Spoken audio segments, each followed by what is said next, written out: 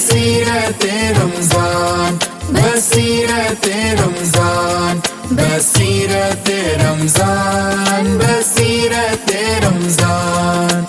بسم اللہ الرحمن الرحیم۔ السلام علیکم۔ ساری تعریفیں، تمام حمد و ثنا، سب مدحتیں اس خدائے بزرگ و برتر کے نام کہ جس کے قبضہ قدرت میں تمام جہانوں کے تمام نظام۔ درود اور سلام حضرت محمد مصطفیٰ صلی اللہ علیہ وآلہ وسلم، ان کی آل اور ان کے اصحاب پر۔ خواتین و حضرات، ایک بار پھر آپ کو خوش آمدید کہتے ہیں بصیرت رمضان میں۔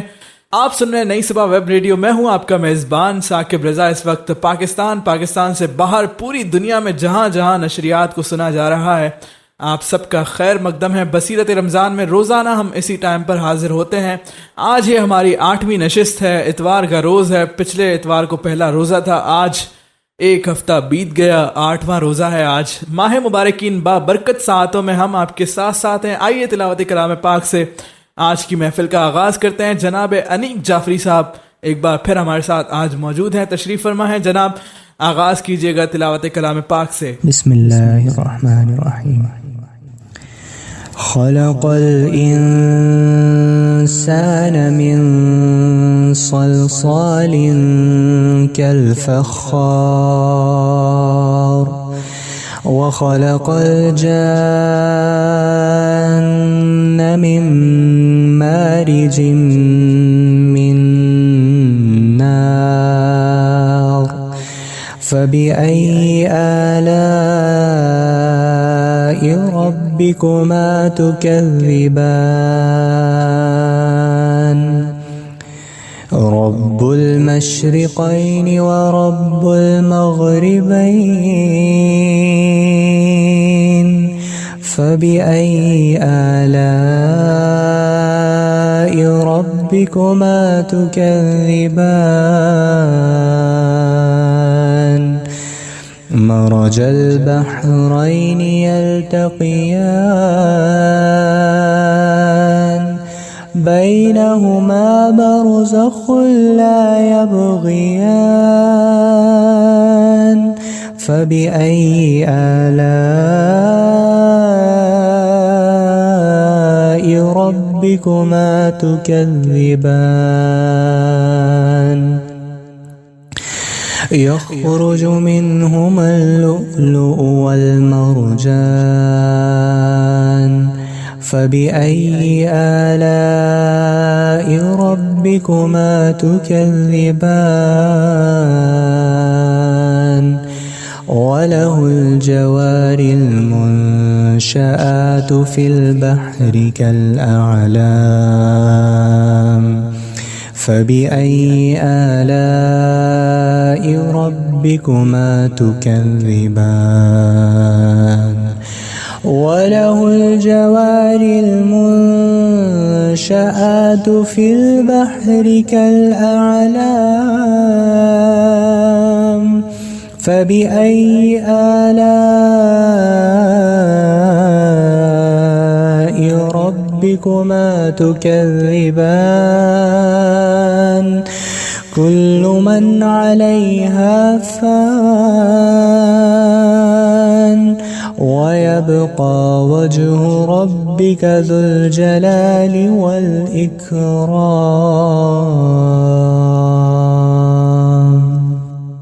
شروع اللہ کے نام سے جو بڑا مہربان نہایت رحم والا ہے۔ اسی نے انسان کو ٹھیکرے کی طرح کھن کھناتی مٹی سے بنایا اور جنات کو آگ کے شعلے سے پیدا کیا۔ تو تم اپنے پروردگار کی کون کون سی نعمت کو جھٹلاؤ گے؟ وہی دونوں مشرقوں اور دونوں مغربوں کا مالک ہے۔ تو تم اپنے پروردگار کی کون کون سی نعمت کو جھٹلاؤ گے؟ اسی نے 2 دریا رواں کیے جو آپس میں ملتے ہیں، مگر دونوں میں ایک آڑ ہے کہ اس سے تجاوز نہیں کر سکتے۔ تو تم اپنے پروردگار کی کون کون سی نعمت کو جھٹلاؤ گے؟ ان دونوں دریاؤں سے موتی اور مونگے نکلتے ہیں، تو تم اپنے پروردگار کی کون کون سی نعمت کو جھٹلاؤ گے؟ اور جہاز بھی اسی کے ہیں جو سمندر میں پہاڑوں کی طرح اونچے کھڑے ہوتے ہیں، تو تم اپنے پروردگار کی کون کون سی نعمت کو جھٹلاؤ گے؟ جو مخلوق زمین پر ہے سب کو فنا ہونا ہے، اور تمہارے پروردگار ہی کی ذات جو साहिब जलाल व करम है बाकी रहेगी, तो तुम अपने परवरदिगार की कौन कौन सी नेमत को जुटलाओगे। सदक़ल्लाहुल अज़ीम। जज़ाकल्लाह। मैं बहुत शुक्रगुजार हूँ जनाब अनीक जाफरी साहब, आपने तिलावत कलाम पाक से आज की महफिल का आगाज़ किया। नात रसूल मकबूल सल्लल्लाहु अलैहि वआलिहि वसल्लम शामिल करते हैं। हमारे साथ आज हमारे मेहमान बने हैं बसीरत रमज़ान के जनाब अरमग़ान अजमल साहब। खुश आमदीद कहते हैं आपको बसीरत रमज़ान में, आपका खैर मकदम है। आपसे कलाम सुनते हैं। खाक मुझ में कमाल रखा है, खाक मुझ में कमाल रखा है, मुस्तफ़ा ने संभाल रखा है। मेरे ऐबों पे डाल कर पर्दा, मेरे ऐबों पे डाल कर पर्दा, मुझको अच्छों में डाल रखा है। एक तेरी याद के सिवा मैंने, एक तेरी याद के सिवा मैंने दिल से सब कुछ निकाल रखा है।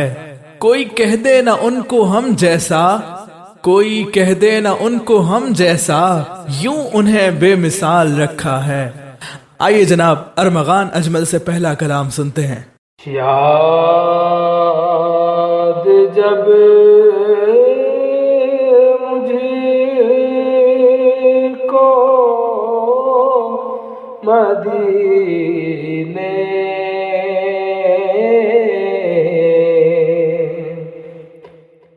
की फ़ज़ा आती है, याद जब मुझको मदीने की फ़ज़ा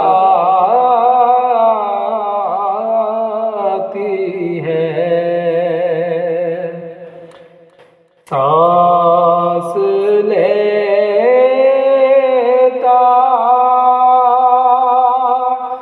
हूँ तो जन्नत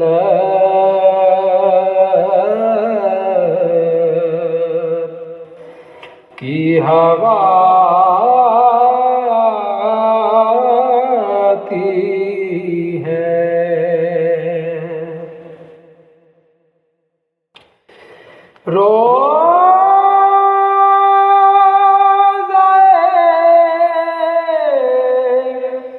पाक पे सब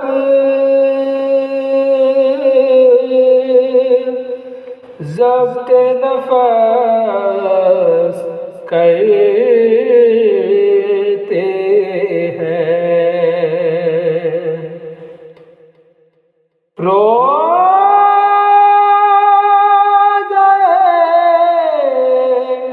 पाक पे सब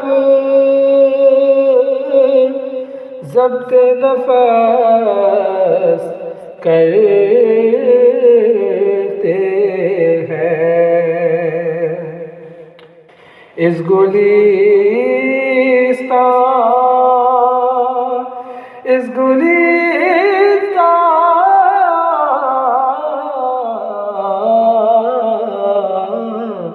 इस गुलिस्तान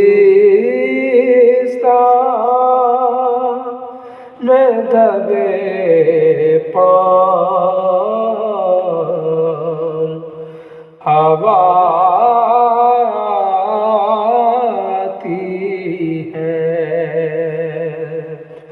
इस गुलिस्तान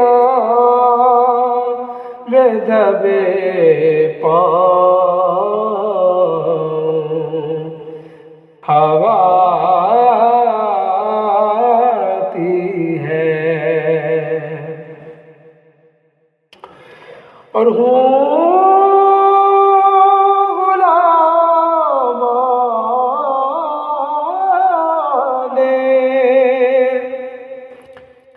मोहम्मद के गुलामों का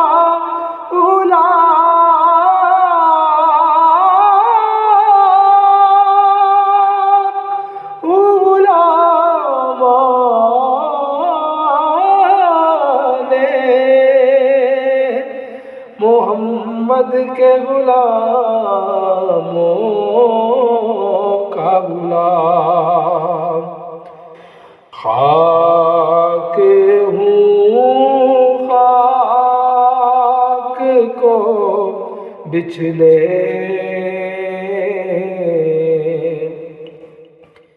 کی ادا آتی ہے، خاک ہوں خاک کو بچھلے کی ادا آتی ہے، فرش پر ہوتا ہے جب ذکر رسول اکرم،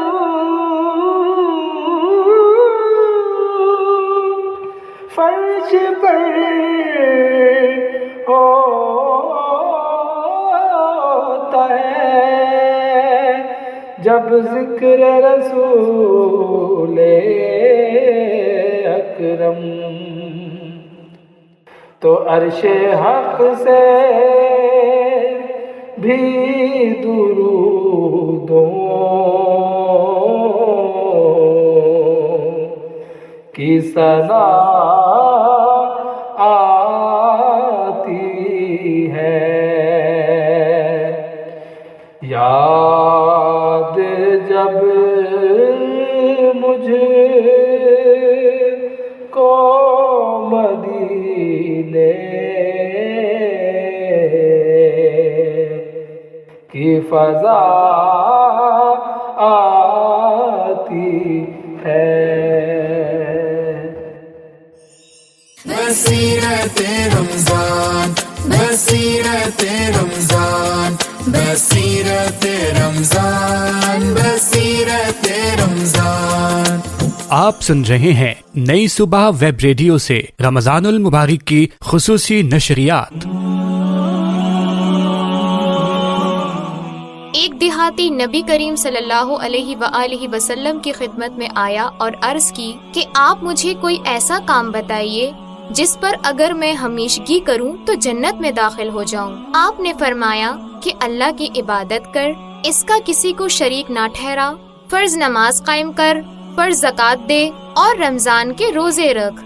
دیہاتی نے کہا، اس ذات کی قسم کہ جس کے ہاتھ میں میری جان ہے، ان عملوں پر میں کوئی زیادتی نہیں کروں گا۔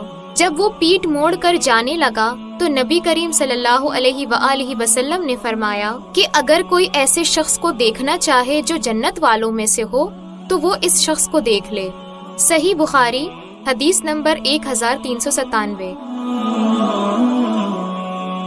نئی صبح ویب ریڈیو، آپ کے دل کی آواز۔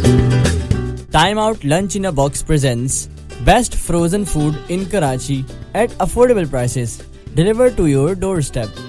Kebabs and cutlets per dozen, potato kebab, potato nest kebab, potato pizza kebab, potato cutlets, chicken shami kebab, beef shami kebab, shikam puri kebab, chicken shikam puri kebab, beef shikam puri kebab, chicken gola kebab, beef gola kebab, chicken bihari kebab, beef bihari kebab, chicken کچے قیمے کے کباب، beef کچے قیمے کے kebab, chicken chapli kebab, beef chapli kebab, chicken seekh kebab, beef seekh kebab, chicken nuggets, samosas, aloo samosas, macaroni samosas, paneer samosas, chicken keema samosa, beef keema samosa, malai boti samosa, پونم پوری میٹھا samosa, tikka samosa, rolls, spaghetti rolls, Chinese rolls, chicken bread rolls, malai boti rolls, pizza rolls, other savories, chicken puri fingers, chicken wings, chicken popcorns, chicken skewers, chicken cheese balls,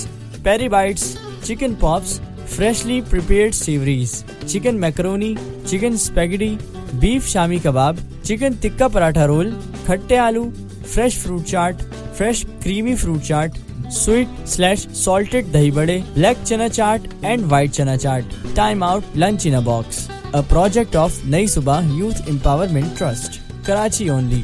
Order now at +92 336 2228 463 0336 2228 463. Orders will be delivered within 1 working day after confirmation. Delivery charges apply as per area. Facebook and Instagram address timeout.naisubah. Aftar timing is brought to you by Nai Subah Youth Empowerment Trust. آج کراچی میں فقہ حنفیہ کے مطابق افطار کا وقت ہے 6:39 اور فقہ جعفریہ کے مطابق 6:49. لاہور میں فقہ حنفیہ کے مطابق 6:07 اور فقہ جعفریہ کے مطابق 6:17. اسلام آباد میں فقہ حنفیہ کے مطابق 6:11 اور فقہ جعفریہ کے مطابق 6:21. Aftar timing was brought to you by Nai Subah Youth Empowerment Trust. آپ سن رہے ہیں نئی صبح ویب ریڈیو سے رمضان المبارک کی خصوصی نشریات. بصیرت رمضان بصیرت رمضان بصیرت رمضان بصیرت رمضان. سامعین کرام، خیر مقدم ہے آپ کا بصیرت رمضان میں خوش آمدید. ایک بار پھر میں ہوں آپ کا میزبان ثاقب رضا، اور ہمیں جوائن کر لیا ہے اس وقت طلحہ انعام نے. خوش آمدید کہتے ہیں آپ کو قبلہ. السلام علیکم، کیسے مزاج ہیں جناب؟ وعلیکم السلام، الحمدللہ خیر عافیت ہے. ثاقب رضا، آپ کے کیا حال ہیں؟ الحمدللہ میں بھی بالکل ٹھیک ہوں. آج ماشاءاللہ ہماری یہ 8ویں نشست ہے. طلحہ انعام صاحب دیکھیں کتنی تیزی سے روزے گزرتے جا رہے ہیں. آج رحمت کے عشرے کے بس 2 دن باقی رہ گئے. بالکل ایسا ہی ہے ثاقب، وقت بہت تیزی سے گزر رہا ہے. ہمیں اس رمضان سے جلد کوشش یہ کرنی چاہیے کہ ہم زیادہ سے زیادہ فائدہ حاصل کر سکیں، اور بالکل جو مقصد ہے اس ماہ رمضان کا کہ ہم اپنی بخشش کروا سکیں، اللہ تعالی ہمیں اس مقصد میں کامیاب کرے. آمین آمین الہی آمین. قصص الانبیاء کا آغاز کرتے ہیں جناب، بسم اللہ. جی اچھا، قصص الانبیاء میں پچھلی نشست میں ہم نے بات کی حضرت ابراہیم علیہ السلام کی، اور حضرت ابراہیم علیہ السلام کا سفر عراق سے شروع ہوا، پھر شام پہنچے، پھر وہاں سے مصر پہنچے، اور پھر اس کے بعد واپس فلسطین آ گئے. اچھا، مجموعی طور پہ سفر کا جو ہم نے جہاں روکا تھا وہ ایک اچھا اختتام ہم نے اس سفر کو رکھا تھا، اور مزید آزمائشیں حضرت ابراہیم علیہ السلام کی زندگی میں، مزید خلیل اللہ کا جو سفر تھا، یہ جو منزل تھی خلیل اللہ کی، اس سفر میں مزید آزمائشیں جو ہیں وہ آگے باقی تھیں. اور اس کا آغاز کس طرح ہوتا ہے کہ حضرت سارہ علیہ السلام، ان کو وقت گزرتے گزرتے یہ احساس ہوتا ہے کہ ان کو اللہ تعالیٰ نے ماں بننے کی جو نعمت ہے اس سے محروم رکھا ہے. یہ احساس وقت کے پیغمبر کی بیوی، جن کی دعا پر اللہ رب العزت نے اس کافر بادشاہ کے ہاتھ چھل کر دیے تھے، اس خاتون کو ہوتا ہے. اور جب اللہ کا فیصلہ ہو تو پھر اس کو کون بدل سکتا ہے؟ لیکن یہ سارے معاملات تھے، ان کو اس چیز کا بہت زیادہ احساس ہونے لگا. اچھا، ساتھ میں ایک اچھی بات یہ تھی کہ اس کافر بادشاہ نے جو اپنی بیٹی ان کو ایز اے غلام کے طور پر خدمت کرنے کے لیے دی تھی، حضرت ہاجرہ علیہ السلام، وہ حضرت ابراہیم علیہ السلام کے نکاح میں وہ دیتی ہیں، اور اس سے پھر ان کی اولاد ہوتی ہے. اللہ تعالیٰ وقت کے پیغمبر کو 86 ایئر کی عمر میں اولاد کی نعمت سے نوازتے ہیں. یہ ثاقب بھائی، یہ ایک بہت بڑی نعمت ہے، اور ایک اس عمر کے اس درجے میں آ کے اس نعمت کا ملنا، یہ ایسا کہ جیسے صحرا میں کوئی بھٹک جائے اور اس کو آخر ایام میں جو ہے اس کو پانی طلب ہو جائے، پانی مل جائے، تو خوشی الگ ہوتی ہے. اور نعمت پھر انسان سوچتا ہے کہ کبھی یہ نعمت دور نہ ہو، کبھی یہ نعمت جو ہے وہ اس سے چھین لی نہ جائے. اچھا، یہ سارے معاملات ہوتے ہیں. تو وہیں ساتھ ساتھ جیسے ہم نے بات کی حضرت سارہ علیہ السلام کی، کہ فطرت جو انسان کی رکھی ہے، بنت حوا کی جو فطرت اللہ رب العزت نے رکھی ہے، اس میں سب سے پہلے تو یہ احساس بھی رکھا کہ اس نعمت سے وہ محروم رہیں. اس کے بعد ان کو یہ احساس ہونے لگا کہ حضرت ہاجرہ علیہ السلام کو یہ نعمت مل گئی تو میری وقت، میری قدر جو ہے وہ کم ہوتی جا رہی ہے. یہ ایک احساس ان کو ہونے لگا. انہوں نے اس چیز کو، اچھا یہ دیکھیں اس چیز کو مینیج کیا انہوں نے، اس چیز کو مینیج ایسے کیا، انہوں نے حضرت ابراہیم علیہ السلام سے یہ درخواست کی کہ آپ ہاجرہ علیہ السلام کو میرے ساتھ نہ رکھیں، اس کو کہیں اور رکھیں اور مجھے کہیں اور رکھیں، تاکہ مجھے اس چیز کا احساس کم ہو جائے۔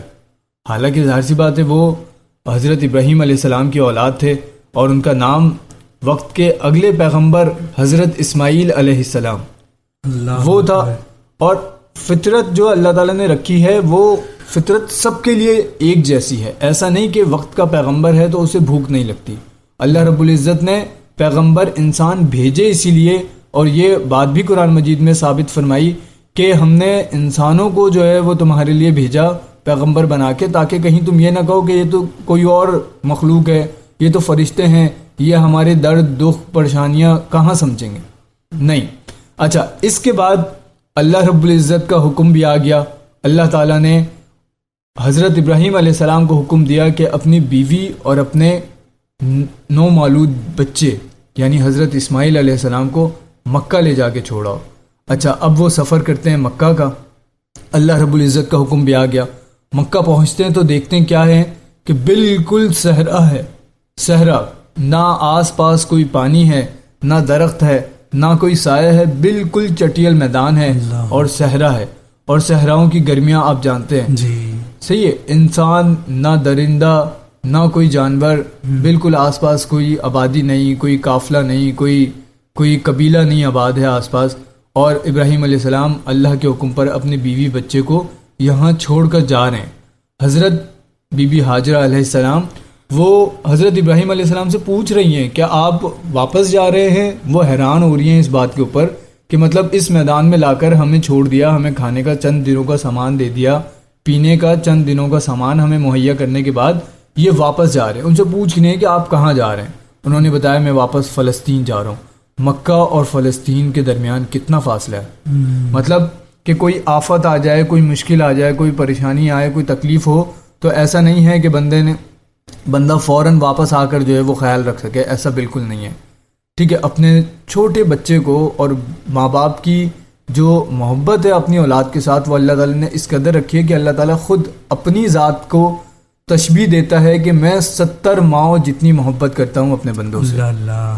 یہ دیکھیں، اور کئی مقامات پہ تو اس طرح والد کا بھی جو ہے وہ فضیلت بیان کی کہ والد کی عظمت اتنی ہے، ماں کی عظمت اتنی ہے، اور پھر اس درد کو جو ہے وہ حضرت ابراہیم علیہ السلام فیل کر رہے ہیں۔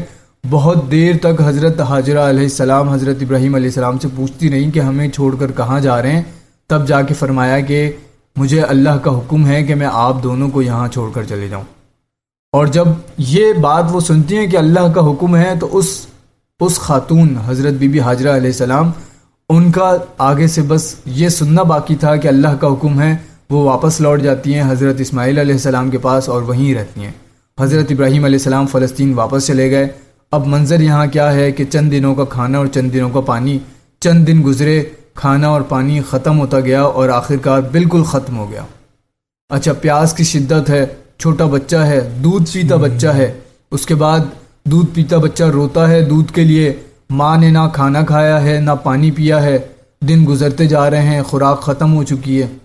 اچھا، اب وہ پانی کی تلاش میں گھومنا شروع کرتی ہیں، اور اتنے عظیم مرتبے پر یہ سارے واقعات ہیں ثاقب بھائی کہ اللہ تعالیٰ نے بروز قیامت تک ان واقعات کو ہمارے لیے امت محمدیہ کے لیے فرض میں شامل کر دیا، حج کے فرض میں۔ جی حضرت بی بی ہاجرہ علیہ السلام صفا کی پہاڑی پہ چڑھتی ہیں، دیکھتی ہیں ایک ٹیلے پہ چڑھتی ہیں اور دور تک دیکھنے کی کوشش کرتی ہیں کہ شاید کوئی قبیلہ، کوئی قافلہ نظر آئے، کہیں سے کوئی سبزہ نظر آئے، کہیں کوئی پانی کا نشان ملے، لیکن نہیں دکھتا۔ وہ پہاڑی سے اترتی ہیں، دوسری طرف جا کے دیکھنے کی کوشش کرتی ہیں، لیکن جب نشیب کی طرف اترتی ہیں تو آنکھوں سے اپنا بچہ جو ہے وہ اوجھل ہو جاتا ہے۔ اللہ اکبر، دل میں تکلیف اٹھتی ہے، بھاگنا شروع کرتی ہیں، پھر مروہ پہاڑی کی چوٹی پر چڑھتی ہیں، اپنے بیٹے کو دیکھتی ہیں، پھر دوسری طرف دیکھتی ہیں، ارد گرد تلاش کرتی ہیں کہ شاید کوئی نظر آئے، کوئی پانی کی نشان مل جائے، کوئی خوراک کا کوئی ذریعہ نظر آئے، نہیں نظر آتا۔ پھر اترتی ہیں، پھر جب نشیب کی طرف پہنچتی ہیں تو پھر اپنا بچہ جو ہے وہ نظر سے اوجھل ہوتا ہے اور وہ پھر بھاگنا شروع کرتی ہیں۔ اور یہ سارے عمل ہمارے لیے حج کا اور عمرے کا جو ہے وہ ارکان بنا کر ہمارے لیے لازم و ملزوم کر دیے گئے کہ ہم نے صفا اور مروہ پہاڑی پر بھاگنا ہے، دوڑ لگانی ہے. اچھا یہ سلسلہ 7 مرتبہ ہوتا ہے. آخر کار جب مروہ پہاڑی پہ حضرت بی بی حاجرہ علیہ السلام ہوتی ہیں تو ان کو ایک آواز آتی ہے. جب وہ دیکھتی ہیں اپنے بچے کو، اپنے بچے کی طرف دیکھتی ہیں تو ان کو وہاں کچھ حرکت محسوس ہوتی ہے، تو وہ دوڑ کے واپس اپنے بیٹے کی طرف حضرت اسماعیل علیہ السلام کی طرف آتی ہیں. تو کیا دیکھتی ہیں کہ وہ جو بچہ رو رہا تھا، بلک رہا تھا، اپنی ایڑی زمین پر رگڑ رہا تھا، اس کی ایڑی کے نیچے سے اللہ رب العزت کے حکم سے حضرت جبرائیل علیہ السلام اپنا پر مارتے ہیں اور پانی کا چشمہ جاری ہو جاتا ہے. دیکھتی ہیں کہ صحرا ہے بالکل، اتنے دن تک بھوکے پیاسے جو ہے حضرت ابراہیم علیہ السلام اللہ کے بھروسے یہاں چھوڑ گئے، تو اللہ تعالیٰ کیسے جو لوگ خود کو اللہ کے حوالے کر دیں، اللہ تعالیٰ ان کو کیسے اکیلا چھوڑ سکتا ہے. وہاں سے پانی کا چشمہ جاری ہوتا ہے. وہ دیکھتے ہیں کہ پانی پھیلنا شروع ہو گیا، پانی بہنا شروع ہو گیا ہے. تو وہ کیا کرتی ہیں کہ پتھر جو ہے وہ جمع کرتی ہیں، اس کے گرد پتھر لگاتی ہیں اور اس پانی سے مخاطب ہو کے کہتی ہیں زمزم رک جا. وہ پانی اس پتھر کے جو انہوں نے بارڈر بنائی، جو انہوں نے پتھر لگائے، اس کے اندر رکنا شروع ہوتا ہے، پانی جمنا شروع ہو جاتا ہے. اچھا روایات میں آتا ہے، اللہ کے نبی فرماتے ہیں صلی اللہ علیہ وسلم، اگر اس وقت حضرت بی بی حاجرہ علیہ السلام زمزم نہ کہتی تو پھر یہ زمزم کا جو چشمہ ہے یہ بہنے والا چشمہ ہوتا. اب یہ کنویں کی صورت میں ہے نا کہ پانی نکلتا ہے اور اس سے استفادہ کرتے ہیں، پھر وہ بہنے والا چشمہ ہوتا اور بہتا ہوا کہاں تک چلا جاتا. اچھا پانی ملنا شروع ہوا، خوراک ملنا شروع ہوئی، اللہ تعالیٰ نے زندگی کے اسباب جو ہے وہ بنانا شروع کر دیے. اچھا اب فطرت انسانیت ہے تو فطرت حیوان بھی ہے. جی ٹھیک ہے، پرندے صحراؤں میں سفر کرتے ہیں، پرندے دور دراز کے سفر کرتے ہیں، تو پرندے بھی خوراک اور پانی تلاش کرتے ہیں. اب پرندے بھی پانی کے لیے تلاش میں ادھر آنے لگے. جب پانی ملنے لگا پرندوں کو، پرندے آنے لگے. اچھا اب عرب کا ایک رواج ہے کہ مختلف قبیلے جو ہے نا، جو خانہ بدوش ہوتے ہیں، جو سفر کرتے ہیں، جو مال تجارت لے کر ایک شہر سے دوسرے شہر جاتے ہیں، تو ان کا کیا روایات ہوتی ہیں کہ وہ پرندوں کے ذریعے بھی راستہ معلوم کرتے ہیں. کس طریقے سے کہ اگر کہیں بہت زیادہ پرندے نظر آ رہے ہیں تو اس کا مطلب ہے کہ ہاں خوراک کا پرندوں کے لیے کوئی ذریعہ موجود ہے. وہ دیکھتے ہیں بنو جرہم، وہ قافلہ گزر رہا ہوتا ہے اور وہ دیکھتا ہے کہ یہاں پر پرندے جو ہے اس وادی میں موجود ہیں، حالانکہ یہ تو چٹیل میدان تھا، صحرا تھا. جی پرندے یہاں پر موجود ہیں تو اس کا مطلب ہے کہ خوراک کا کوئی نہ کوئی ذریعہ ہے یہاں پر. شاید کچھ لوگ یہاں پر موجود ہوں، کوئی آبادی ہو. ان کے چند لوگ آتے ہیں، دیکھتے ہیں کہ چشمہ موجود ہے، پانی مل جاتا ہے ان کو، وہ پانی سے فائدہ حاصل کرتے ہیں. وہ پوچھتے ہیں حضرت بی بی حاجرہ علیہ السلام سے کہ کیا ہم یہاں پر کچھ دن کے لیے رہ سکتے ہیں؟ تو وہ بالکل ان کو اجازت دیتی ہیں، لیکن وہ کہتی ہیں کہ ہم اس کی اجرت لیں گے، آپ کے قبیلے سے ہمیں جو فائدہ حاصل ہو سکے گا اجرت کے طور پر خوراک حاصل کریں گے. تجارت کا مال ہے تو اس میں سے مال میں سے کچھ بھی جو ضرورت کا سامان ہے، کپڑے ہیں، خوراک ہے، جو بھی ہے وہ حاصل کریں گے. وہ اس چیز پر مان جاتے ہیں کہ بھائی صرف 2 افراد کی ذمہ داری ہم نے اٹھانی ہے اور ہمارا پورا قبیلہ اس وادی میں جو ہے آباد ہو جائے گا. وہ آ کر یہاں آباد ہو جاتے ہیں. اچھا قبیلہ جرہم یہاں آباد ہونا شروع ہوتا ہے. حضرت ابراہیم علیہ السلام اس قبیلے میں جو ہے وہ پروان چڑھتے ہیں، ان کی زندگی اس میں گزر بسر ہو رہی ہوتی ہے. اچھا سلسلہ یوں ہوتا ہے کہ حضرت ابراہیم علیہ السلام سال میں 1 سے 2 چکر لازمی لگاتے ہیں اپنے بیوی بچے کی خیریت معلوم کرنے کے لیے. صحیح. وہ آتے ہیں، دیکھتے ہیں، اچھا اور خیر و عافیت طلب کر کے واپس چلے جاتے ہیں. جب حضرت اسماعیل علیہ السلام اتنے بڑے ہوتے ہیں کہ چیزوں کو سمجھنے لگتے ہیں، چلنے پھرنے لگتے ہیں، تو کیا ہوتا ہے کہ ایک روز والد آتے ہیں اور ایک جگہ بیٹھ کر آرام کرتے ہیں. حضرت ابراہیم علیہ السلام آرام کرتے کرتے آنکھ لگ جاتی ہے. آنکھ لگتی ہے تو کیا دیکھتے ہیں کہ وہ اپنے اس بیٹے کو جو اتنی طویل مدت کے بعد اللہ رب العزت نے اولاد نرینہ دی تھی، اس کو اپنے ہاتھ سے ذبح کر رہے ہیں. اللہ. جیسے یہ منظر دیکھتے ہیں فوراً آنکھ کھلتی ہے، لیکن جیسے یہ خیال آتا ہے کہ میں تو وقت کا پیغمبر ہوں، میرے خواب سچے ہوا کرتے ہیں، ڈر جاتے ہیں. لیکن کیا حضرت ابراہیم علیہ السلام کا رتبہ اتنا بلند اسی لیے تھا کہ انہوں نے یہ خواب دیکھنے کے بعد یہ سوچا ہوگا کہ شاید یہ خواب شیطان کی طرف سے، لیکن نہیں، پیغمبر کو تو شیطان خواب میں نہیں آتے. پیغمبر کو تو جو خواب آتا ہے وہ خواب حقیقت ہوتا ہے. وہ اپنے بیٹے سے مشورہ کرتے ہیں، اپنے بیٹے سے یہ بات ڈسکس کرتے ہیں. اس لیے اچھا اس کی وجہ بھی علماء کرام نے بیان کی کہ وہ اسی لیے اپنے بیٹے سے اس چیز کا تذکرہ کرتے ہیں. یہ اس لیے نہیں تھا کہ اپنے بیٹے سے اجازت لے کہ بیٹا میں نے خواب میں یہ دیکھا اور میں تمہیں ذبح کر دوں یا نہیں کروں، کہ بیٹا کہے کہ نہیں ابا جان آپ یہ کیسی بات کر رہے ہیں اور والد رک جائے کہ نہیں میں تو ایسا نہیں کر سکتا. نہیں، اس لیے کہ جب نبی کوئی کام کرتا ہے تو اس کا رتبہ بلند ہوتا ہے، اور نبی کے کسی کام میں کار خیر میں کوئی ساتھ دے تو پھر اس کی بھی تو نیکیوں میں اضافہ ہوگا.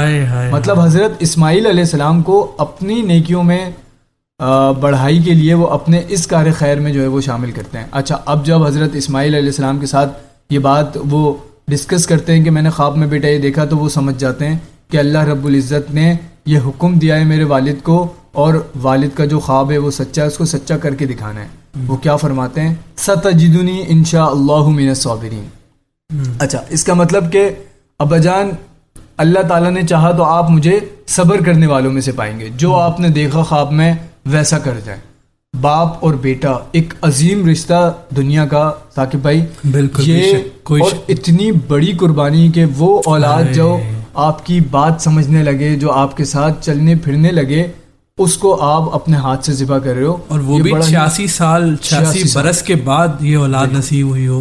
زندگی کا اتنا طویل عرصہ گزر گیا، عراق کے سفر کے اندر لوگوں کے ساتھ اتنے معاملات رہے، شام میں اتنے معاملات رہے، پھر آپ دیکھیں گے مصر میں اتنے واقعات رہے، اس کے بعد دوبارہ فلسطین آتے ہیں، تب جا کے بشارت ملی، اور اس کے بعد اس کو پہلے بیابان میں چھوڑ دیا، اس کے بغیر رہنے پڑا، اور اس کے بعد پھر یہ معاملات. تو اللہ رب العزت نے اسی لیے ان کا رتبہ اتنا بلند رکھا. اچھا، بیٹا اپنے باپ سے کہتا ہے کہ آپ میری پیشانی نیچے رکھیے گا تاکہ کہیں میرے چہرے کو دیکھ کر آپ کے بھی ہاتھ نہ کانپیں، اور نہ میں آپ کی آنکھوں میں دیکھوں تو مجھے یہ خوف ہو کہ میرا باپ جو ہے وہ میرے ساتھ کیا کر رہا ہے. اچھا، یہ معاملات ہوتے ہیں، پیشانی جو ہے وہ زمین پہ رکھی جاتی ہے، باپ جو ہے وہ اپنے بیٹے کی گردن پر چھری رکھتا ہے، چھری چلاتا ہے.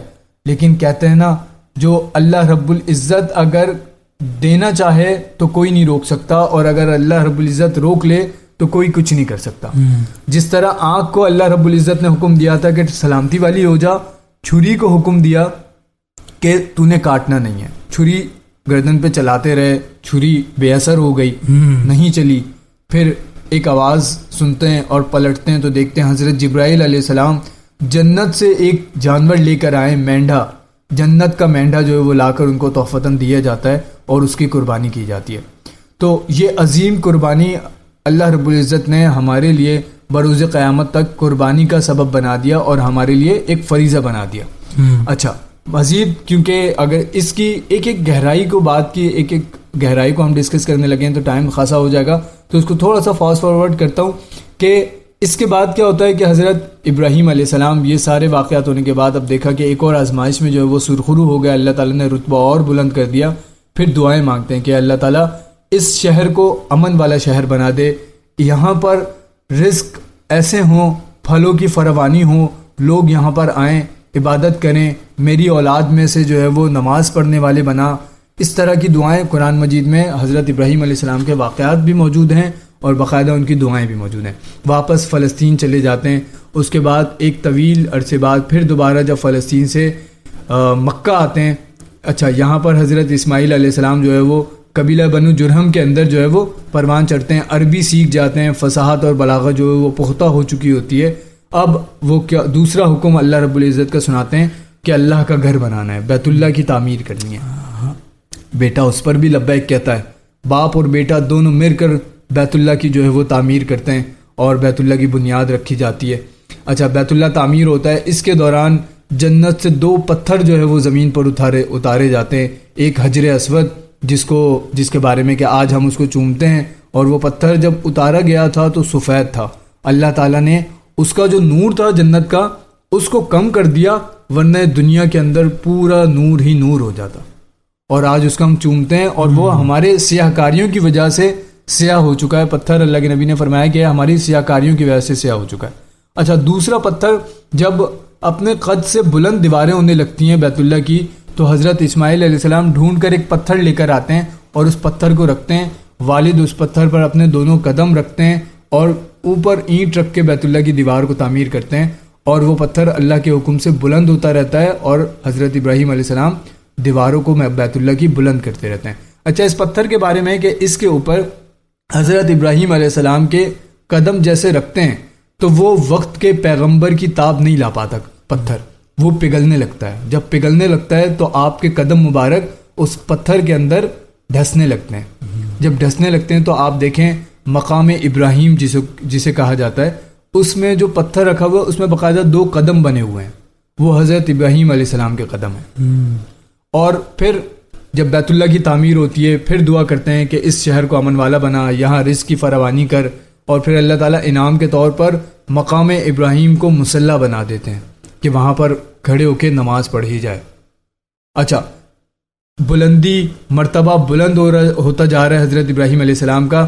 اس کے بعد اور وقت گزرتا ہے، حضرت ابراہیم علیہ السلام واپس جب فلسطین پہنچتے ہیں تو دیکھتے ہیں کہ اللہ رب العزت نے، ہم نے پیچھے بات کی تھی کہ حضرت لوط علیہ السلام جو ہے وہ بھانجے تھے حضرت ابراہیم علیہ السلام کے، اور ایمان لانے والے میں سے تھے، پھر ان کو آگے دیگر بستیوں کی طرف بھیج دیا گیا.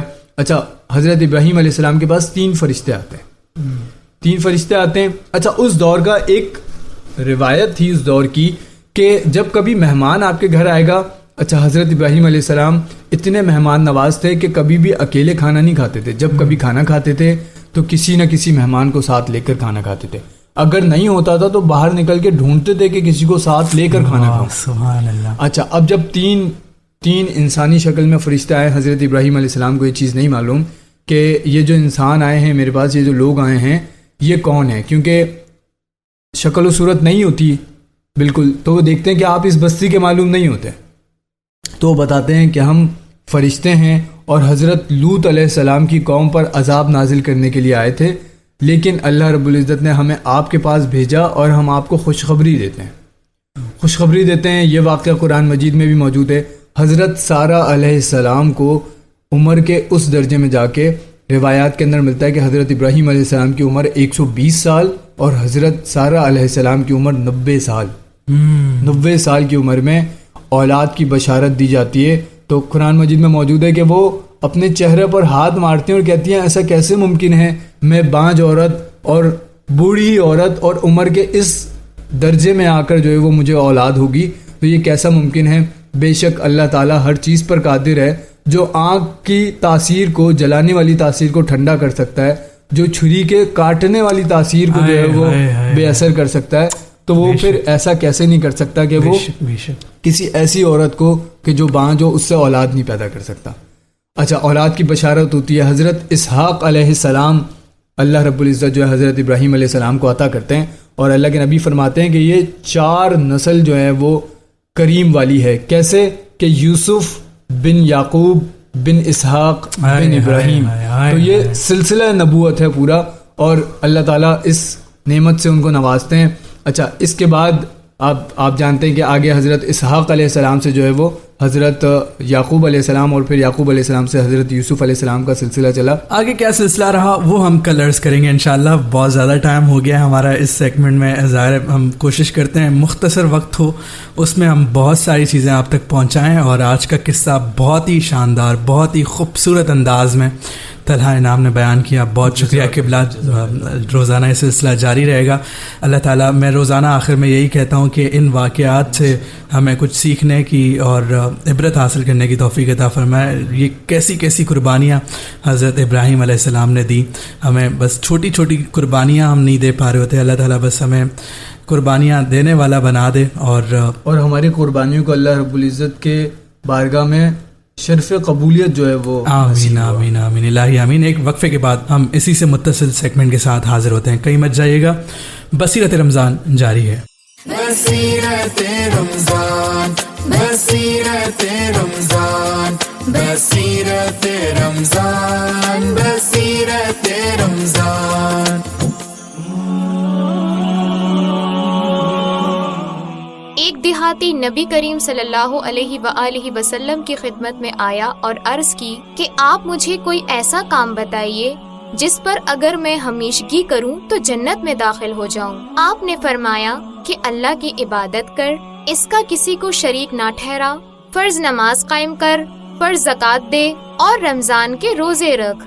دیہاتی نے کہا، اس ذات کی قسم کہ جس کے ہاتھ میں میری جان ہے، ان عملوں پر میں کوئی زیادتی نہیں کروں گا. جب وہ پیٹ موڑ کر جانے لگا تو نبی کریم صلی اللہ علیہ وآلہ وسلم نے فرمایا کہ اگر کوئی ایسے شخص کو دیکھنا چاہے جو جنت والوں میں سے ہو تو وہ اس شخص کو دیکھ لے. صحیح بخاری حدیث number 1397. Aftar timing is brought to you by Nai Subah Youth Empowerment Trust. आज कराची में फ़िक़्ह हनफिया के मुताबिक अफ्तार का वक्त है 6:39 और फ़िक़्ह जाफरिया के मुताबिक 6:49। लाहौर में फ़िक़्ह हनफिया के मुताबिक 6:07 और फ़िक़्ह जाफरिया के मुताबिक 6:17। इस्लामाबाद में फ़िक़्ह हनफिया के मुताबिक 6:11 और फ़िक़्ह जाफरिया के मुताबिक 6:21। Aftar timing was brought to you by Nai Subah Youth Empowerment Trust. आप सुन रहे हैं नई सुबह वेब रेडियो से रमजानुल मुबारक की खुसूसी नशरियात। बसीरत रमजान, बसीरत रमजान, बसीरत रमजान, बसीरत रमजान। सामीन इकराम, आपका खैर मकदम है बसीरत रमज़ान में कससुल अंबिया से मुत्तसिल हमारा ये सेगमेंट, जिसमें एहसन इकबाल ने भी हमें ज्वाइन कर लिया, तलहा इनाम भी हमारे साथ तशरीफ़ फरमा है। बिला ताख़ीर गुफ्तगू का आगाज़ करते हैं। आज का हमारा टॉपिक है, अभी हम इब्तदा में बात करेंगे ईसार और कुर्बानी पर, उसके बाद हम बात करेंगे वालिदैन की फरमाबरदारी पर। तो हमारे साथ एहसन इकबाल तशरीफ़ फरमाए। जनाब फरमाइएगा, ईसार और कुर्बानी ये कहाँ कहाँ इंसान को कुर्बानियाँ देनी पड़ती हैं, ख्वाहिशात की कुर्बानी देनी पड़ती है इंसान को, और भी बहुत सारी चीज़ों की कुर्बानी इंसान को मुख्तलिफ़ जगहों पर दीन की खातिर भी और बाकी काफ़ी सारी चीज़ें उनकी खातिर भी कुर्बानी देनी पड़ती है। बिस्मिल्लाहिर्रहमानिर्रहीम, अस्सलाम वालेकुम साकिब रज़ा और अस्सलाम वालेकुम हमारे तुम्हारे स्वीट लिसनर्स। वालेकुम अस्सलाम, जज़ाकल्लाह खैर। और उम्मीद है कि आप लोगों का रोज़ा बहुत अच्छे तरीके से गुजर रहा होगा, यानी रूहानियत के एतबार से मैं बात कर रहा हूँ।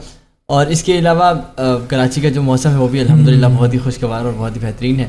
तो अल्लाह ताला हम सब के लिए आसानी करे। रोज़े के मामलात हैं, हमारा जो पहला अशरा है, अशरा रहमत है, वो गुजरता बस समझ लें कि वो इख्तिताम पजीर ही है। अल्लाह ताला हमें इन लम्हात की कदर करने की तौफीक अता फरमाए। आमीन इलाही आमीन। आज का मौजू और आज के मौजू से पहले जो क़ससुल अंबिया का सेगमेंट था, इंतहाई दिलसोज हमेशा की तरह, हालांकि बचपन से ये वाक़यात हम सुनते आ रहे हैं, और ये वाक़या तो बचपन से मतलब हर बच्चे को पता होता है। हज़रत इस्माईल अलैहिस्सलाम का वाक़या बचपन से बच्चों को याद होता है, और जब भी घर पे कुर्बानी होती है तो बच्चे पूछते हैं कि कुर्बानी क्यों होती है। तो दादा दादी या वालिदैन में से कोई एक घर का बुज़ुर्ग बता रहा होता है बच्चों को बिठा के कि किस तरह हज़रत इब्राहीम अलैहिस्सलाम को अल्लाह ताला ने ख्वाब में जो है वो बताया, और उसके बाद फिर वो सारा सिलसिला। बहरहाल इस्लाम में अगर हम देखें कुर्बानी के हवाले से, तो ज़ाहिर सी बात है, जब भी कोई नबी दीन की दावत लेकर आता है तो उसके साथ जो लोग जुड़ते हैं तो कुर्बानी तो वहीं से शर्त हो जाती है, क्योंकि आप एक सिस्टम के अगेंस्ट चल रहे हो, सिस्टम के अगेंस्ट आपने कदम उठाने का फ़ैसला किया है, हवा के मुखालिफ समत आपने जाने का फ़ैसला किया है, तो बाल तोड़ने ही हैं, और इसके साथ साथ न जाने क्या क्या नुकसान आपको होना है, क्योंकि आप मुखालिफ समत में चलना शुरू हो रहे हो। कुर्बानी लाजिम व मलजूम है। हमारी कुर्बानी का फ़ायदा ये है कि इस कुर्बानी के ऊपर हमें अजर है।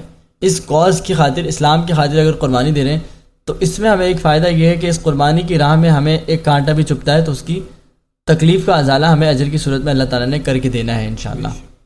ये एक फ़ायदा है। इसके अलावा इसार व कुर्बानी का जज्बा हमारी तरबियत में शामिल होना चाहिए। मैं समझता हूँ कि जो तरबियत में चीज़ आ जाए ना, वो चीज़ ज़्यादा आसान होती है अपनाना बनिस्बत इस चीज़ के कि आप हालात से सीखें। तो कोशिश करें अपने बच्चों को दर्स दें।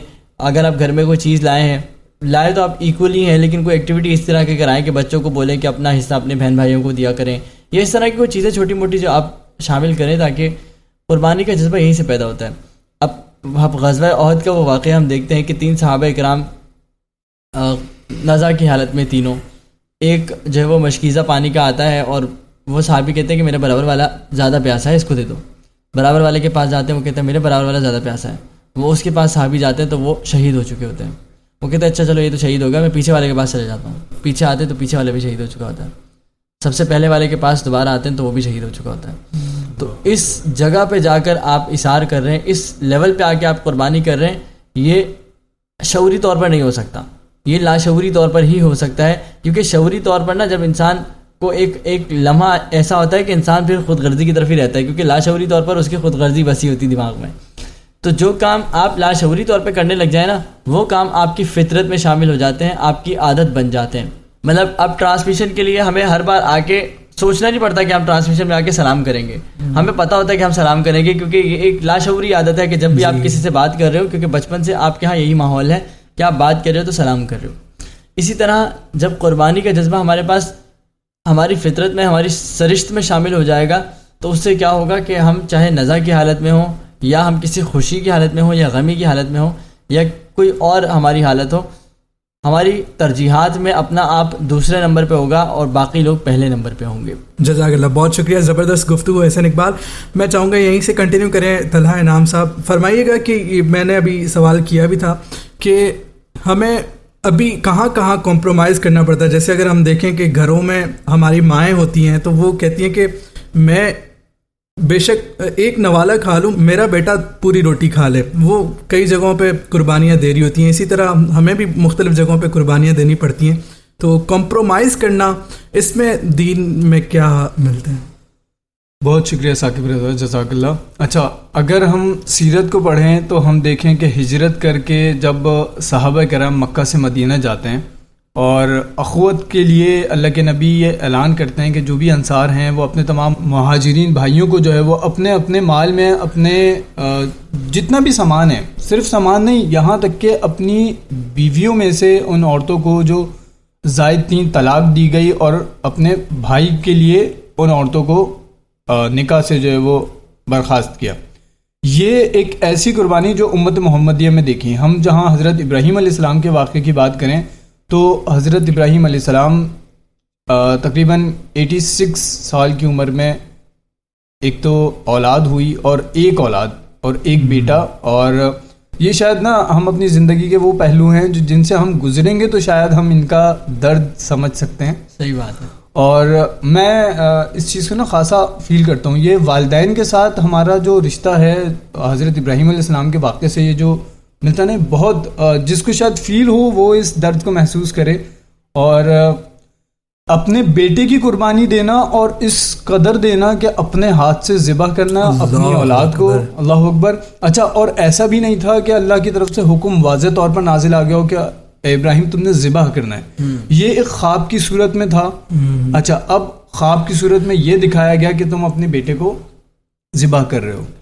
کس حد تک کے جانا تھا، اپنے بیٹے سے پوچھنا تھا. اللہ تعالیٰ سے پوچھا بھی جا سکتا تھا. ہم نے دیگر واقعات میں دیکھا کہ حضرت نوح علیہ السلام کا بیٹا جب طوفان نوح کے اندر زد میں آ رہا تھا تو اللہ تعالیٰ سے وہ شکوہ کیا انہوں نے، لیکن حضرت ابراہیم علیہ السلام نے اس شکوے کو بالکل بھی اپنی زبان پر نہیں لایا کہ اللہ تعالیٰ عمر کے اس حصے میں جا کے مجھے اولاد ملی اور پہلے تو حکم ملا کہ لا کے ان کو بیابان میں چھوڑ دو اور پھر مجھے دوسرا یہ حکم ملا کہ اس کو ذبح کر دو. اس کی وضاحت ہو جائے کہ کیا واقعتاً ذبح کرنا ہے کہ کیا کرنا ہے. نہیں، قربانی یہ تھی کہ انہوں نے جیسا دیکھا اس کو ویسا ہی عمل کرنے کی کوشش کی.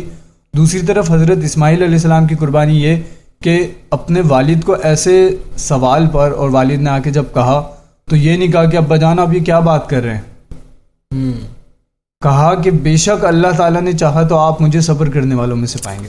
تو یہ قربانی کا یہ لیول اگر ہماری زندگی میں آیا، ہمارے جو شریعت ہے یہ ہمیں بتاتی ہے کہ آپ نے قربانی بالکل چھوٹے چھوٹے لیول پہ یہاں تک بتایا گیا کہ اگر آپ اپنے لیے کوئی چیز پسند کرتے ہو تو وہ اپنے بھائی کے لیے پسند کرو. ٹھیک ہے، اپنے بھائی کے لیے پسند کرنا اس کا مطلب ہے کہ اگر آپ کچھ لینے گئے ہو تو وہ چیز آپ کو تھوڑی زیادہ لینی پڑے گی، ڈبل لینی پڑے گی.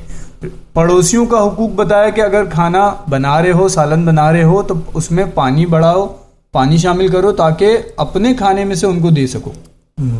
تو یہ اس طرح قربانی سکھائی گئی. اور یقیناً اس درجے پہ تو ہم نہیں جا سکتے، لیکن یہ چھوٹی چھوٹی چیزیں جو شاید ہم اپنی زندگی میں بڑے بزرگ شامل کریں تو اولاد کو پتہ چلے کہ ہاں اس طریقے سے اپنے حصے میں سے کاٹ کے اپنے بھائی کو دینا ہے. اس طرح قربانی جو ہے وہ دی جا سکتی ہے. سبحان اللہ، زبردست. ابھی ہم کلام بھی سنتے ہیں، کلام کے بعد گفتگو کو آگے بڑھائیں گے. کاش وہ چہرہ میری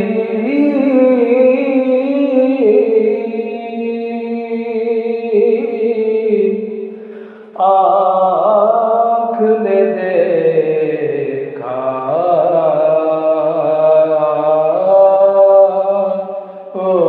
ہوتا، مجھ کو تقدیر نے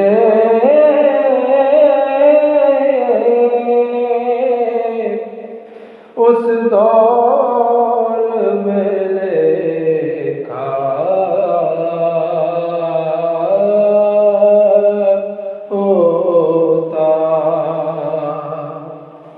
مجھ کو تقدیر نے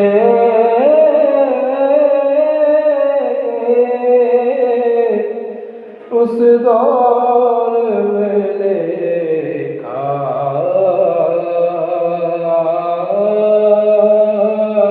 ہوتا،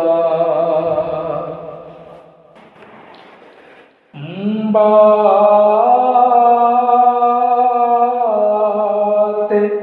سنتا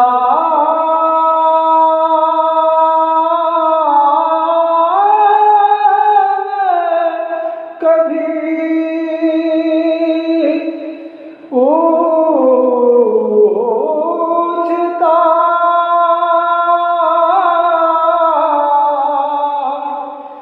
مانی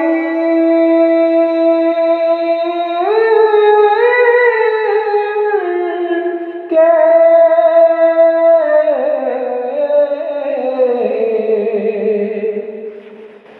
باتیں سنتا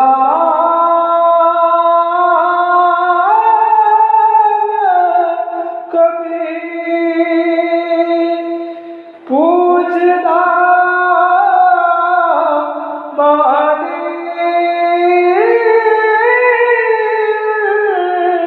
کے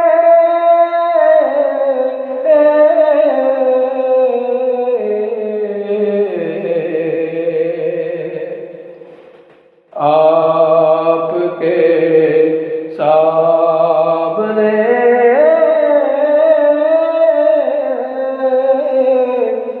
اصحاب میں بیٹھا ہوتا، ہر سیاہ رات میں سورج میں حدیث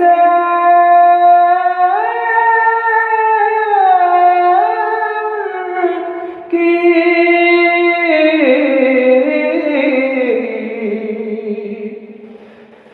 ہر سیاہ رات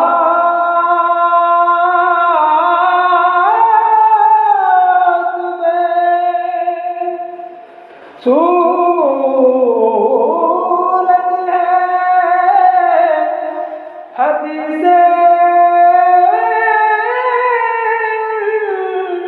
کی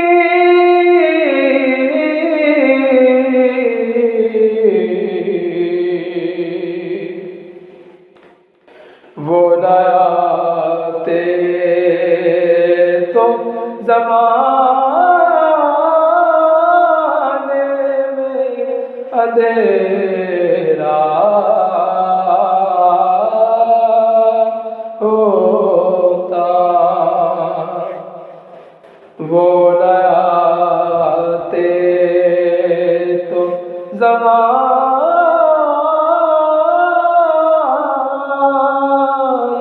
میں اندھیرا ہوتا، اور فقری جب مسجد نبوی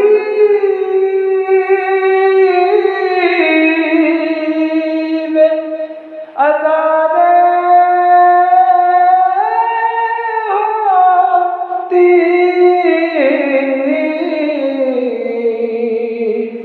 فقری جب مسجد نبوی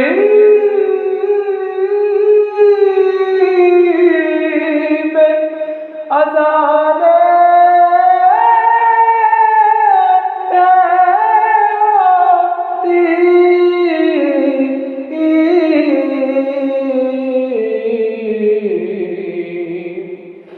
میں مدینے سے گزرتا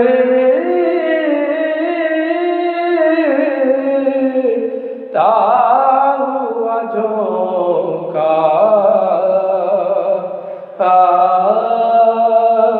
ہوتا،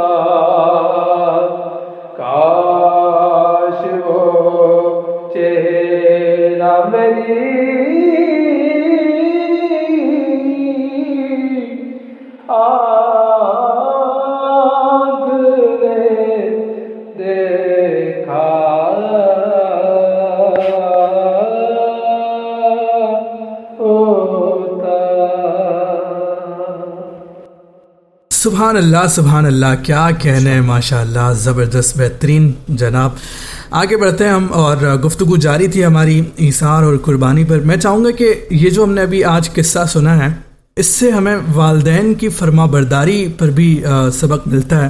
تو میں چاہوں گا کہ احسن اقبال اس پر بھی فرمائیے گا کہ حضرت اسماعیل علیہ السلام کو جب حضرت ابراہیم علیہ السلام نے کہا کہ آپ کو ذبح کرنا ہے, تو انہوں نے یہ نہیں کہا کہ میں مطلب وہ حاضر ہو گئے. تو اس پر میں چاہوں گا فرمائیے.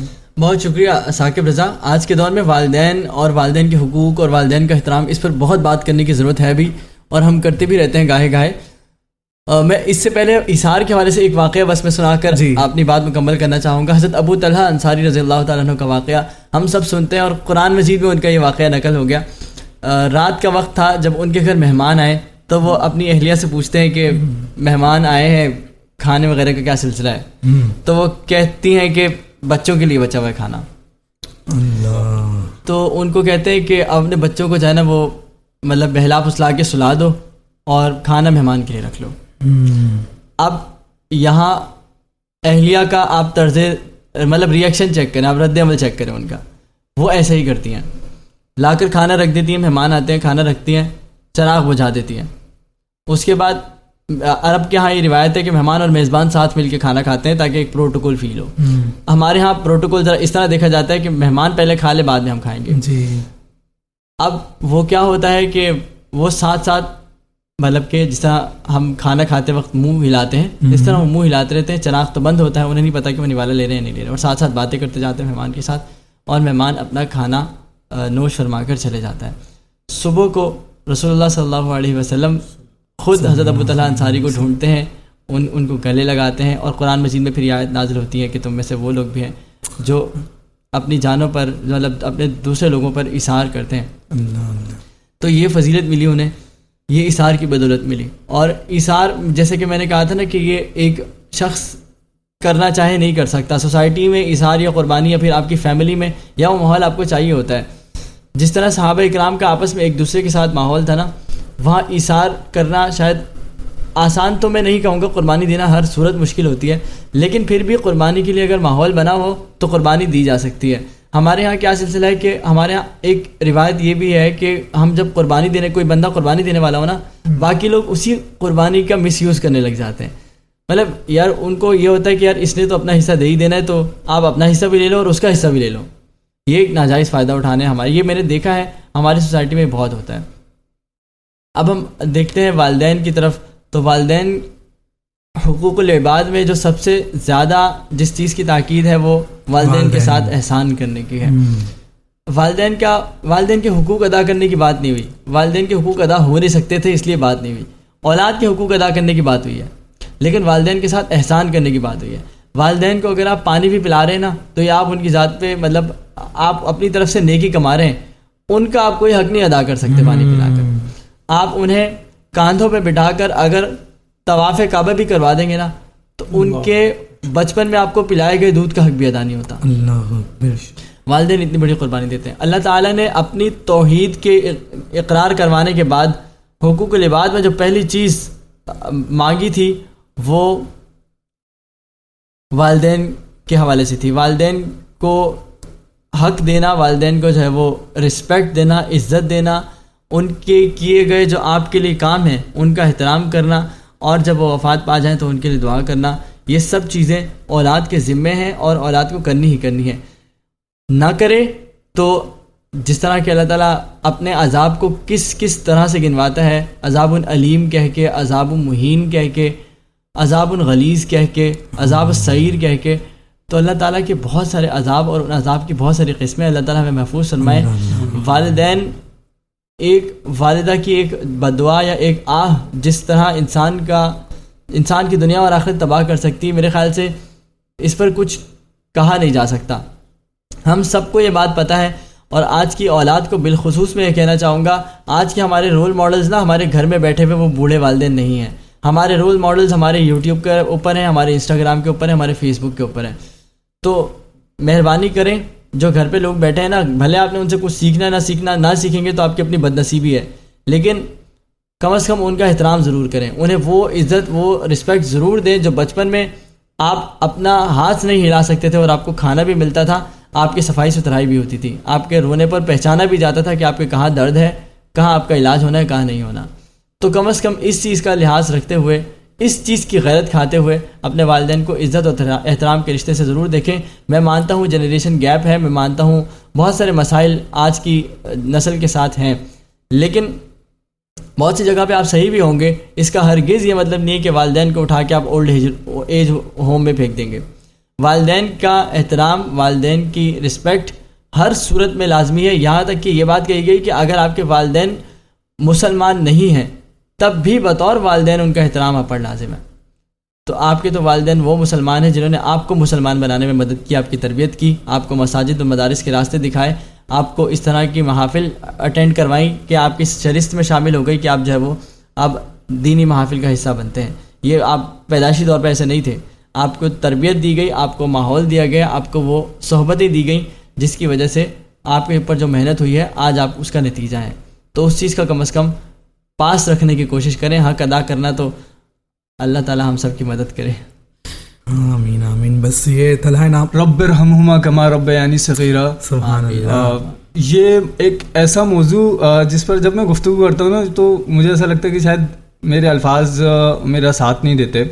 اللہ کے نبی کی وہ حدیث جس میں اللہ کے نبی صلی اللہ علیہ وسلم ممبر پر قدم رکھتے ہیں، اور یہ بالکل ہمارے بصیرت رمضان سیگمنٹ سے بھی خاصی جو ہے مماثلت رکھتی ہے کہ رمضان کا مہینہ جس نے پایا اور وہ اپنی بخشش نہ کروا سکے تو اس کے لیے جبرائیل علیہ السلام جو ہے وہ بد دعا کرتے ہیں. اور امام الانبیاء خاتم النبیین حضرت محمد صلی اللہ علیہ وسلم وہ اس بد دعا پر آمین کہتے ہیں. اور دوسری اس میں سے ایک دعا یہ ہوتی ہے کہ جو اپنے والدین کو پائے اور ان کی خدمت نہ کرے.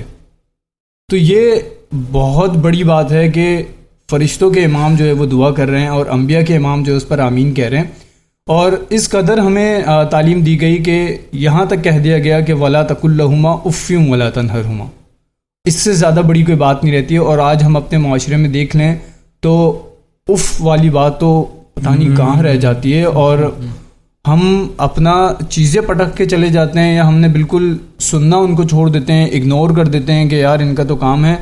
اور یہ جو دعا رب ارحمہما کما ربیانی صغیرا، اس کے ترجمے کو اگر ہم فیل کر لیں کہ اللہ تعالیٰ ان پر اس قدر رحم فرما، اس قدر ان کے لیے معاملات آسان کر دے. جب میں چھوٹا تھا تو میرے معاملات وہ دیکھ رہے تھے کہ کیا تھا. اور مختلف نظمیں بھی آپ اس کو سنیں کہ جب انسان چھوٹا ہوتا ہے تو اس کا کیا لیول ہے، نہ کھا سکتا ہے، نہ پی سکتا ہے، نہ دھونے کا کوئی سینس انسان کو ہوتا ہے، اور یہ ساری چیزیں والدین کر رہے ہوتے ہیں.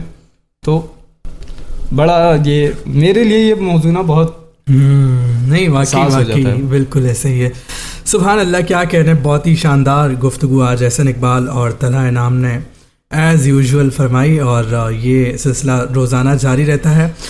اب ہم وائنڈ اپ کر رہے ہیں اپنی ٹرانسمیشن کو، اختتام ہو رہا ہے. دامن وقت میں مزید گنجائش نہیں ہے. انشاءاللہ آپ سے کل ایک بار پھر ملاقات ہوگی بصیرت رمضان میں، بشرط صحت اور سلامتی اور زندگی.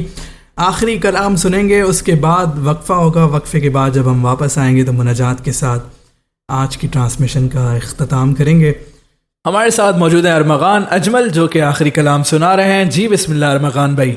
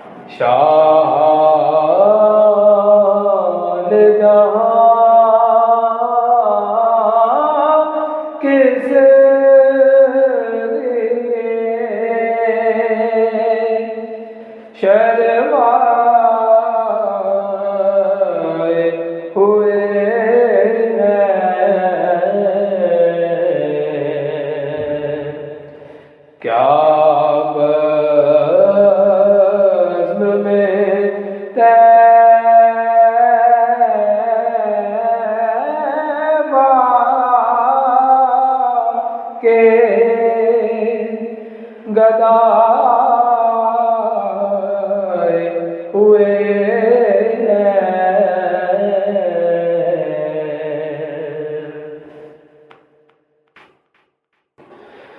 اس وقت نہ چھے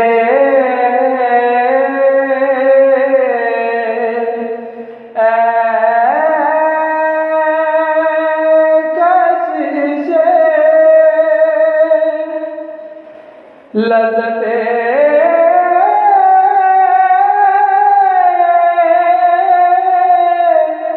دنیا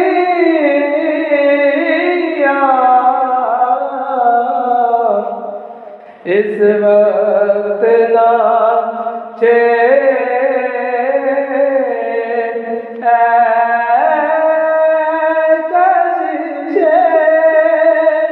لذت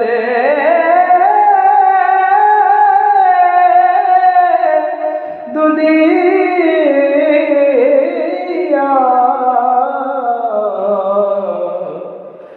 اس وقت میرے دل کو وہ یاد آئے ہوئے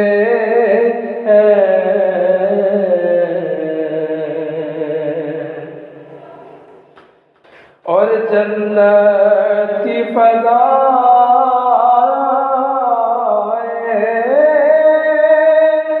انہیں بہلا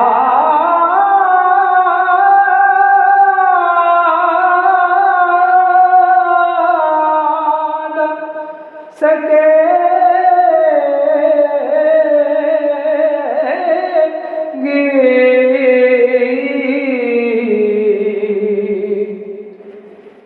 جنت کی فضائیں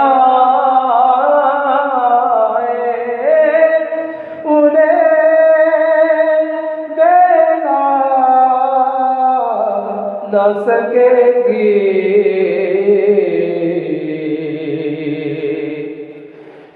جو سرکار کی گلیوں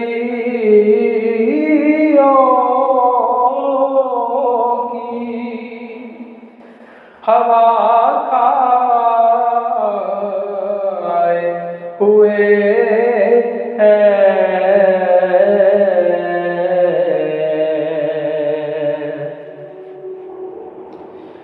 اور بن جائے گی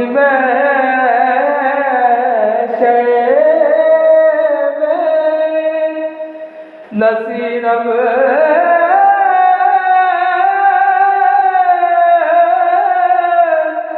تیری بگڑی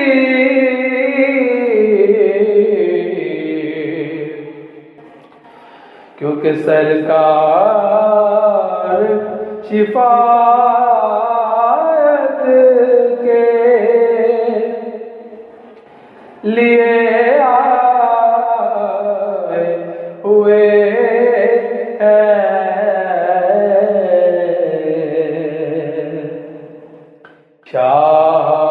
شان جہاں کس لیے شروائے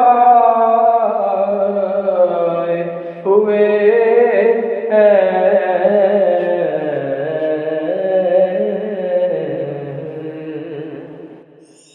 بصیرت رمضان بصیرت رمضان بصیرت رمضان بصیرت رمضان آپ سن رہے ہیں نئی صبح ویب ریڈیو سے رمضان المبارک کی خصوصی نشریات۔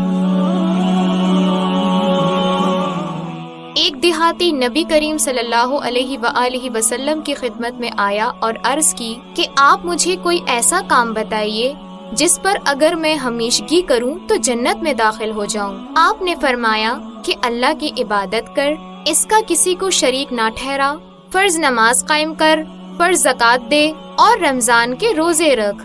دیہاتی نے کہا، اس ذات کی قسم کہ جس کے ہاتھ میں میری جان ہے، ان عملوں پر میں کوئی زیادتی نہیں کروں گا۔ جب وہ پیٹ موڑ کر جانے لگا تو نبی کریم صلی اللہ علیہ وآلہ وسلم نے فرمایا کہ اگر کوئی ایسے شخص کو دیکھنا چاہے جو جنت والوں میں سے ہو تو وہ اس شخص کو دیکھ لے۔ صحیح بخاری حدیث نمبر 1397۔ بصیرت رمضان، بصیرت ہم سیدھا راستہ حق کا بتانے آئے ہیں، رمضان کی رونق کو بڑھانے آئے ہیں، اپنے گناہ رب سے بخشوانے آئے ہیں، پیغام دین حق کا پہنچانے آئے ہیں۔ یہی پیغام لیے اس سال نئی صبح نے کیا اہتمام خوبصورت نشریات بصیرت رمضان کا، جہاں پر نور ہے ذکر بھی، درود بھی، اور علم و عرفاں کی برکتوں کا ہوگا ورود بھی۔ نیکی و خدمت انسان کا جذبہ ہے ساتھ میں، اور تھامیں گے اتفاق کی رسی بھی ہاتھ میں، کیونکہ یہی تو ہے بصیرت رمضان۔ رمضان، تو سننا مت بھولیے گا نئی صبح کی رمضان ٹرانسمیشن پہلے روزے سے آخری روزے تک روزانہ صرف نئی صبح کے پلیٹ فارمز پر۔ بصیرت رمضان۔ افطار timing is brought to you by نئی صبح یوتھ امپاورمنٹ ٹرسٹ۔ آج کراچی میں فقہ حنفیہ کے مطابق افطار کا وقت ہے 6:39 اور فقہ جعفریہ کے مطابق 6:49۔ لاہور میں فقہ حنفیہ کے مطابق 6:07 اور فقہ جعفریہ کے مطابق 6:17۔ اسلام آباد میں فقہ حنفیہ کے مطابق 6:11 اور فقہ جعفریہ کے مطابق 6:21۔ افطار timing was brought to you by نئی صبح یوتھ امپاورمنٹ ٹرسٹ۔ میں بندہ عاصی ہوں، خطا کار ہوں مولا، میں بندہ عاصی ہوں، خطا کار ہوں مولا، لیکن تیری رحمت کا طلبگار ہوں مولا، میں بندہ عاصی ہوں۔ اے رب ذوالجلال والاکرام، ہم آدھی زندگیاں غفلتوں اور گناہوں میں گزار کر آ چکے، ہم تجھ سے توبہ کر کے پھر دوبارہ شیطان کے ہتھ کنڈوں میں پھنس چکے، ہم دوبارہ اس شیطان کے شکار ہو چکے کہ جس نے تجھ سے کہا تھا کہ میں تیرے بندوں کو دائیں سے بائیں سے اوپر سے نیچے سے سامنے سے پیچھے سے ہر طرف سے بہکاؤں گا، وہ ہمیں ہر طرف سے بہکا کر گھن چکر بنا چکا ہے۔ اے مالک و مولا، ہماری کمزوریاں تیرے سامنے ہیں اور اس کے ہتھ کنڈے تیرے سامنے ہیں، پھر اس کے ہواری بھی تیرے سامنے ہیں، شیطان کی فوج ہم ناتوانوں پر حملہ آور ہے۔ اے رب العالمین، ہمارے لیے آسانیاں فرما، ہمارے گناہ تیرے سامنے ہیں مگر تیری رحمت ہمارے سامنے ہے، تیری رحمت جو اس وقت اپنے جوش پر ہے، جو اس وقت اپنے بام عروج پر ہے۔ رمضان المبارک کے تجھے اس 8ویں روزے کا واسطہ ہمارے گناہوں سے اپنی رحمت کی بدولت صرف نظر فرما۔ ایک تیرا اشارہ ہو رسان ہو منزل، ایک تیرا اشارہ ہو رسان ہو مشکل،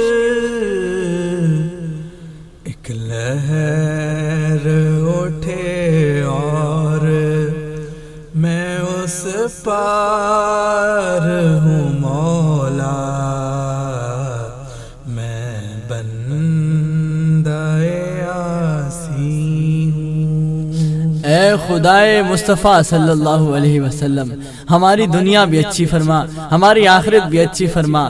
جانتے ہیں کہ ہمارے گناہوں میں دن گزرے ہیں، جانتے ہیں کہ ہم لوگوں کے حق مارے تیرے پاس آئے ہیں، جانتے ہیں کہ ہم سے والدین کے حقوق بھی ادا نہیں ہوئے, ہم سے اہل و عیال کے حقوق بھی ادا نہیں ہوئے, سب کی حق تلفیاں کرتے, حلال و حرام کا لحاظ نہ کرتے, دنوں کو غفلتوں میں گزارتے, تیرے حقوق کی پاسداری نہ کرتے. ہم ہر طرف سے ہر قسم کے گناہوں سے لدے ہوئے تیرے پاس آئے ہیں, مگر یہ حقیقت ہے کہ تو کلمہ کن کا مالک ہے. اے پروردگار عالم, اپنے ایک کلمہ کن سے ہمارے سارے گناہ دھو دے, ہمارے سارے گناہوں پر معافیوں کے قلم پھیر, اور نہ صرف معافیوں کے قلم پھیر بلکہ ان تمام گناہوں کو, ان تمام خطاؤں کو, ساری معصیات کو نیکیوں سے, نیکی کی روشنی سے, ہدایت کے نور سے بدل ڈال. باہر کے اجالے مجھے کیا راہ سجھائے, باہر کے اجالے مجھے کیا راہ سجھائے, اندر کے اندھیروں میں گرفتار ہوں مولا, میں بندہ عاصی ہوں. یہ رمضان پھر آئے نہ آئے, ہماری زندگیوں میں یہ سحر و افطار کی مبارک گھڑیاں, یہ قبولیت کے اوقات, یہ پر منور اور رونق افزاں گھڑیاں آئیں کہ نہ آئیں, ہمیں معلوم نہیں. یا اللہ, اے پروردگار عالم, تجھے تیری رحمت اور عطا کی ہوئی ہمیں توفیق کا واسطہ, تجھ سے ہم یہ التجا کرتے ہیں کہ اس رمضان کو ہی ہمارے گناہوں کی معافی کا سبب بنا. یا رب العالمین, ہمیں اتنی تقویت اور استطاعت دے کہ ہم تیرے دین کے کام آ سکیں, تیرے دین کو, اسلام کو دنیا پر نافذ کرنے کے لیے اپنا کردار ادا کر سکیں. ہمارے بچے تیرے دین پر صرف ہوں, ہماری صلاحیتیں تیرے دین پر صرف ہوں, ہمارے لوگ تیرے دین پر صرف ہوں, ہم تیرے دین پر صرف ہوں. یا رب العالمین, ہمیں اس جبریل علیہ السلام کی بددعا سے اور نبی کریم صلی اللہ علیہ وسلم کی بددعا پر آمین سے, اس بددعا پر مہر تصدیق سے محفوظ فرما جو انہوں نے ان لوگوں کے بارے میں کی جو رمضان المبارک کو صحیح طریقے سے نہیں گزارتے, جو رمضان المبارک کو صحیح طریقے سے گزارتے ہیں مگر اس کا حق ادا نہیں کرتے, جن سے والدین کا حق ادا نہیں ہوا. یا رب العالمین, ہمیں ایسی بددعاؤں سے جس کے مانگنے والا سید الملائکہ, جس پر آمین کہنے والا سید کائنات, یا اللہ ہمیں ایسی بددعاؤں سے محفوظ فرما. وہ تو رحمت للعالمین تھے, اور جب رحمت للعالمین کو بھی کسی بددعا پر آمین کہنا پڑ جائے تو یقیناً اس گناہ سے بڑا کوئی گناہ نہ ہوگا جس کی وعید پر انہوں نے آمین کہا. یا اللہ, ہمیں ان گناہوں سے محفوظ فرما, ہمیں باقی لوگوں کو بھی ان گناہوں سے محفوظ رہنے کی تاکید کرنے والا بنا, تلقین کرنے والا بنا, امر بالمعروف اور نہی عن المنکر کا سچا پیروکار بنا, سچا عطا کرنے والا بنا, سچا ادا کرنے والا بنا. پھر تو میرے ایمان کو توانائی عطا کر, پھر تو میرے ایمان کو توانائی عطا کر, برسوں نہیں صدیوں سے میں بیمار ہوں مولا, میں بندہ عاصی ہوں, خطا کار ہوں مولا, لیکن تیری رحمت کا طلبگار ہوں مولا, میں بندہ عاصی ہوں. آپ سن رہے ہیں نئی صبح ویب ریڈیو سے رمضان المبارک کی خصوصی نشریات. بصیرت رمضان, ہم سیدھا راستہ حق کا بتانے آئے ہیں, رمضان کی رونق کو بڑھانے آئے ہیں, اپنے گناہ رب سے بخشوانے آئے ہیں, پیغام دین حق کا پہنچانے آئے ہیں. یہی پیغام لیے اس سال نئی صبح نے کیا اہتمام خوبصورت نشریات بصیرت رمضان کا. جہاں پر نور ہے ذکر بھی درود بھی اور علم و عرفاں کی برکتوں کا ہوگا ورود بھی. نیکی و خدمت انسان کا جذبہ ہے ساتھ میں، اور تھامیں گے اتفاق کی رسی بھی ہاتھ میں، کیونکہ یہی تو ہے بصیرت رمضان. رمضان تو سننا مت بھولیے گا نئی صبح کی رمضان ٹرانسمیشن پہلے روزے سے آخری روزے تک روزانہ صرف نئی صبح کے پلیٹ فارمز پر. بصیرت تم پر میں ناک جان سے قربان یا رسول، تم پر میں ناک جان سے قربان یا رسول، برآئے میرے دل کے بھی ارمان یا رسول، برآئے میرے دل کے بھی ارمان یا رسول.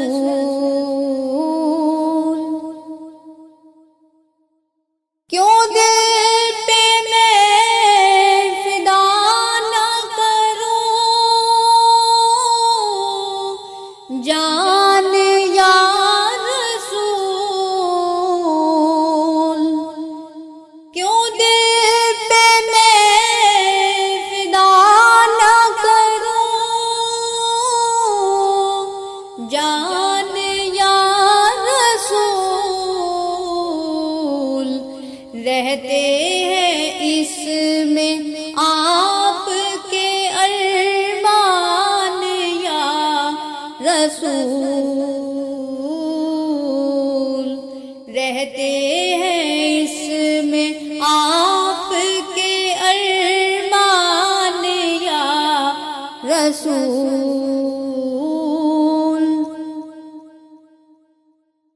کشتا ہوں روئے پاک کا نکلوں جو قبر سے، کشتا ہوں روئے پاک کا نکلوں جو قبر سے،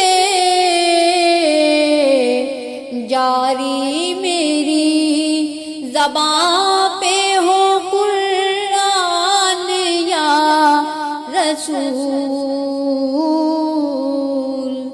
جاری میری زباں پہ ہو قرآن یا رسول.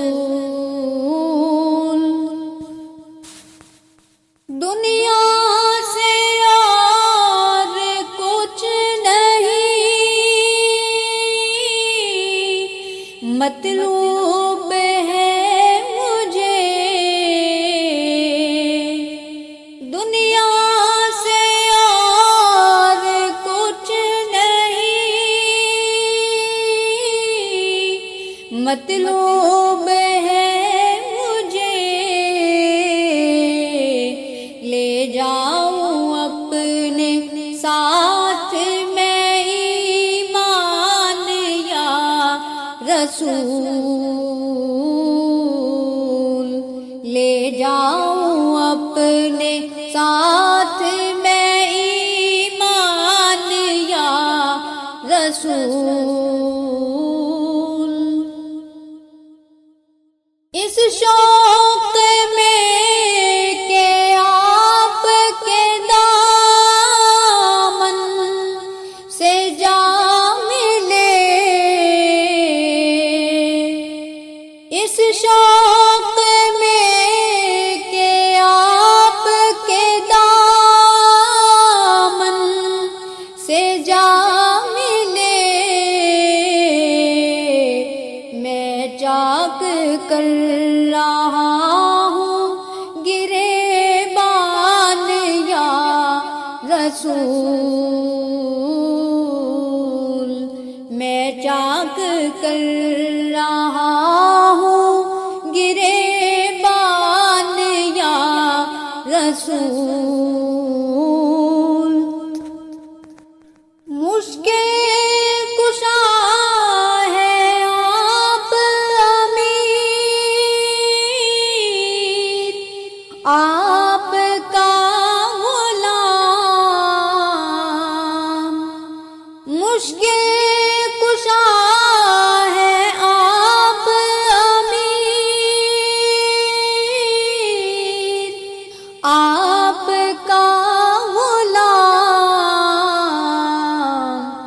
اب اس کی مشکلیں